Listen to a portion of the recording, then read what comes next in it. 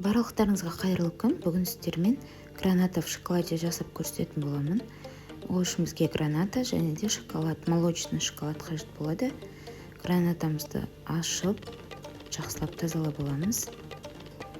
Мен бұл жерде бельгийский шоколад, натуральный шоколадты қолдандым.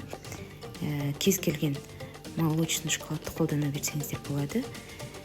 Енді осылай кондитерлік қалташаға шоколадымызды салып, ыстық судың үстіне қойып, ертіп алатын боламыз.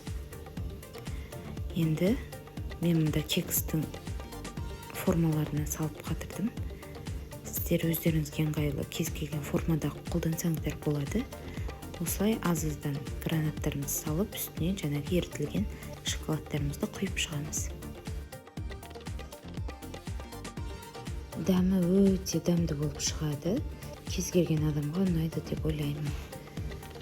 Осы бойынша жасап көріңіздер. Ас болсын. Менен келесіде қызық видеолар күтіңіздер. Ұнаса каналыма тіркеліп, лайк басып, мені қолдауды ұмытпаңыздар.